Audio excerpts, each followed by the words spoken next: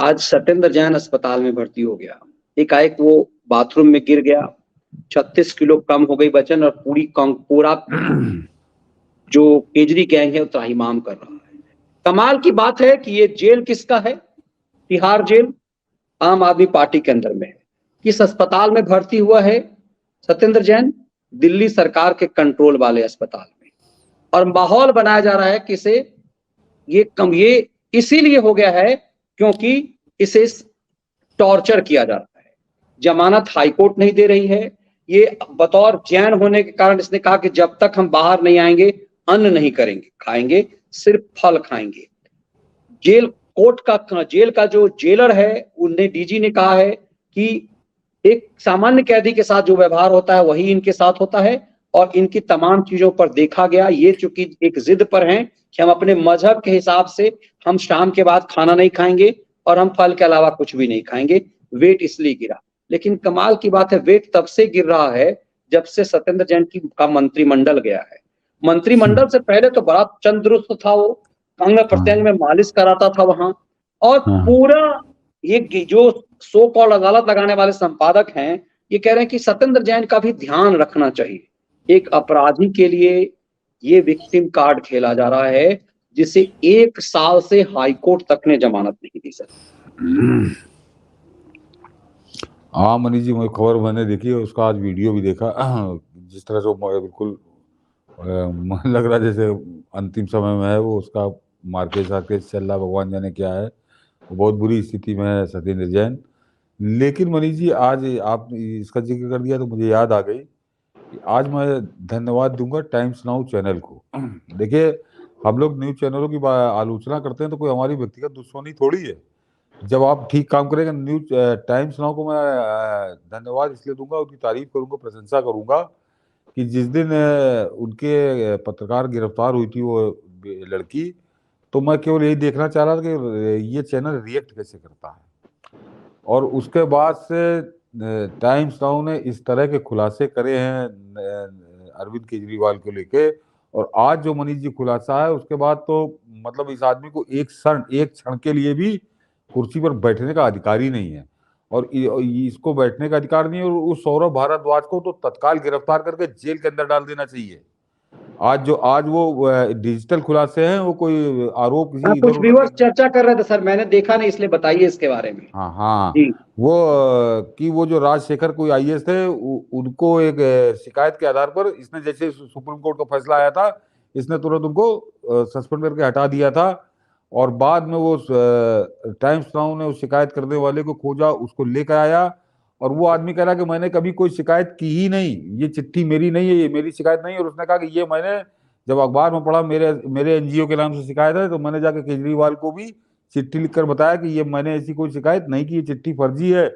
और उस चिट्ठी में मनीष जी वकील के लेटर पैड पे चिट्ठी थी, और जब उस चैनल ने ढूंढने की कोशिश की तो वो वकील भी फर्जी निकला। उस नाम का कोई वकील या उस पते पर उसका कोई ऑफिस है ही नहीं। यानी एक आईएएस को हटाने के लिए केजरीवाल ने टोटल 100% जालसाजी का काम किया।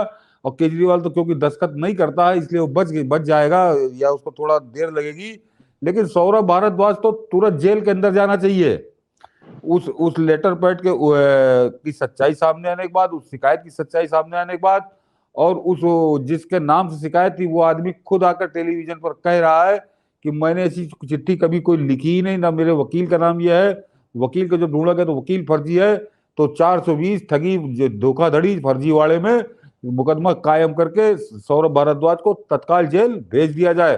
पहला तो मनीष जी ये प्रकरण है। और दूसरे, विजिलेंस के ऑफिस में राजशेखर को वहां से हटाने के बाद रात में करीब 2:15 बजे 2 आदमी बाकायदा घुसते, और मनीष जी ताला तोड़ कर ही घुसते।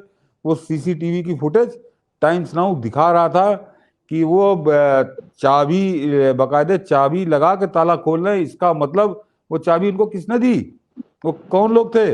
और वो फाइलों के बड़े बड़े बंडल लेकर निकल रहे हैं ऑफिस से, वहां पे फोटो कॉपी कर रहे हैं। क्या हुआ इसकी मतलब, ये ऐसा प्रकरण है कि ये सरकार बर्खास्त कर देनी चाहिए। केजरीवाल को जेल तो छोड़िए, ये दिल्ली की सरकार को तत्काल बर्खास्त कर देना चाहिए, और सौरभ भारद्वाज और केजरीवाल को जेल भेज देना चाहिए। ये इतना बड़ा प्रकरण है, इस पर क्या कार्रवाई होती है।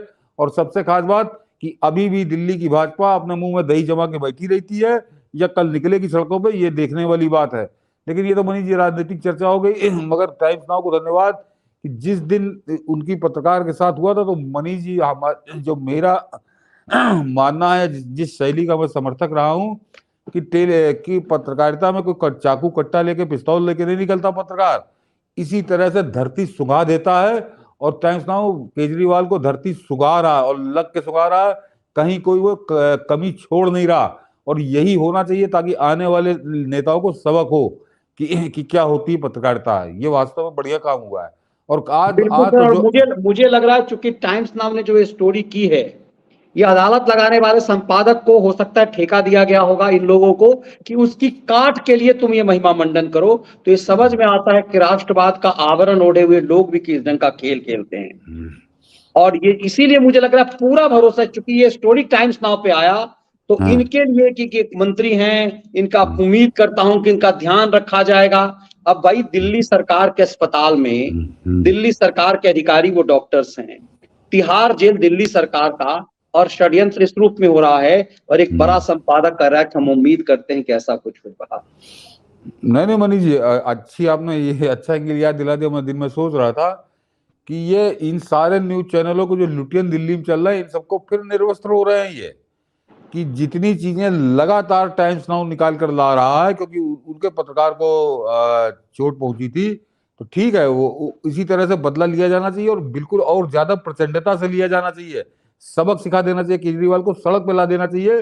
मैं इसका समर्थक हूँ। लेकिन मनीष जी, ये चीजें जो टाइम्स नाउ निकाल के ला रहा है, बाकी दिल्ली में किसी चैनल को नहीं मिल रही है। बाकी दिल्ली में किसी चैनल को नहीं मिल रही। कोई बागेश्वर बाबा को दिखा रहा है, तो कोई सत्येंद्र जैन को दिखा रहा है, कोई मोदी की फिजी यात्रा दिखा रहा है। केजरीवाल का नाम वो नहीं ले रहा। बीच बीच में केजरीवाल आ जाता है चमकता हुआ, तो कुछ जो उसको कि केजरीवाल ठाकरे से मिला, केजरीवाल नीतीश से मिला, केजरीवाल पवार से मिला, केजरी की चालीसा भी इनका चलता रहता है। लेकिन इन बेशर्मों को पिछले 10-15 दिन में नरेंद्र केजरीवाल के खिलाफ कोई कहानी नहीं मिली, कोई उसके भ्रष्टाचार का सबूत नहीं मिला। ये एक पक्ष ये भी है। बिल्कुल, जाते जाते मेहुल जी कह रहे हैं कि सिसोदिया की गिरफ्तारी के बाद से सत्येंद्र जैन की तबीयत बिगड़ी थी। अगर मीडिया इसकी पड़ताल नहीं कर सकता तो उसे चुल्लू भर पानी में डूब जाना चाहिए। यही बात हम लोग लगातार कह रहे हैं कि आपको याद कीजिए, जब सत्येंद्र जैन का मसाज करते, अंग प्रत्यंग में मसाज करते तस्वीर वायरल हुई थी, उस समय वो मोटा राक्षसी एकदम गबदू पप्पू यादव टाइप लग रहा था। 35 किलो यदि किसी सर 35 किलो छोटा मोटा वजन नहीं है। 35 किलो किसी दैत्य के वजन में 35 किलो कम होगा तो बिल्कुल वो सामान्य दिखेगा। तो दैत्य की तरह दिख रहा था, क्योंकि अपना जेल का मंत्री था, खुद जेल में बंद था, जेल मंत्री था। और जो ही उसका जेल मंत्रालय गया, केजरी ने बांध दिया कि इसकी अब जेल में ही इसको निपटा दो। ये चीजें मुझे लगता है कि जांच इसकी भी होनी चाहिए कि एकाएक मंत्रालय छीनने के बाद सिसोदिया का ये हाल क्यों हुआ। और इसी की ओर एक सामान्य आदमी इशारा कर रहा है, और दिल्ली के इतने बड़े लुटियन दलालों का जो गैंग है वो इस पे विमर्श नहीं कर रहा है कि एकाएक सत्येंद्र जैन की स्थिति मंत्रिमंडल जाने, जेल मंत्री से हटने के कारण क्यों हुई। तिहाड़ उसका जो दिल्ली सरकार का जो अस्पताल है वो उसकी बपौती, और फिर आरोप की फंसाया जा रहा है। हाईकोर्ट तक ने साल भर से जमानत नहीं दे दिया है, तब कह रहे हैं कि फंसाया गया है। हाँ, ये सुरेंद्र अग्रवाल जी ने जो बात कही, ये बात भी मैं भी कहने वाला था कि आज के खुलासे के बाद जिस तरह से राजशेखर को हटाया गया, उसके हटाने के बाद 2-2:30 बजे रात में विजिलेंस के ऑफिस में चोरी की गई, सैकड़ों फाइलें चोरी की गई। उसके बाद सुप्रीम कोर्ट को एक बार जरा फिर से सोचना चाहिए कि उसने कैसे बंदर के हाथ में उस तरह थमा दिया था कि वो, अगर केजरीवाल को समझिए मनीष जी के सारे अधिकार मिल जाए तो किस तरह से नाश करेगा वो। और इसका नमूना पंजाब हम लोग देख रहे हैं। तो ये बहुत बढ़िया किया है जो केंद्र सरकार अध्यादेश लेके आई। और वो अध्यादेश तो रखिए किनारे, इसको तो ये इस प्रकरण के बाद स्वतः संज्ञान लेकर के दिल्ली पुलिस को FIR करानी चाहिए, कांग्रेस को, कांग्रेस कह रहा हूँ, मोदी सरकार को, और इसको तत्काल गिरफ्तार करना। सौरभ भारद्वाज तो मनीष जी तुरंत गिरफ्तार होना चाहिए, ठगी जालसाजी, क्योंकि उसने उसी फर्जी चिट्ठी के नाम पर राजशेखर को हटाया। तो ये बहुत बड़ा अपराध है। इसका मतलब ये साजिश में शामिल है। अन्यथा मनीष जी, कोई किसी के बारे में आईएएस के बारे में शिकायत करते आप उसको ऐसे हटा दिया जाता है? कहीं तो जांच पड़ताल होती है, लेकिन जांच पड़ताल करने की जरूरत ही नहीं थी, क्योंकि खुद ही उसने फर्जीवाड़ा किया था। तो वो 420 का अपराधी हो गया, उसके खिलाफ एफआईआर करा के उसको तत्काल गिरफ्तार करो। दिल्ली सरकार बर्खास्त होनी चाहिए, अन्यथा ये दिल्ली को नरक में झोंक देंगे। बिल्कुल, और इसीलिए लगता है कि केजरी को पता चल गया है कि इसकी बर्बादी इस संसद भवन को उद्घाटन के बाद होना है, और इसीलिए त्राहिमाम इस केजरी को आप ऐसे नहीं देखते होंगे कभी नीतीश के दरबार में, कभी ममता बनर्जी के दरबार में, और कभी अब शरद पवार के दरबार में।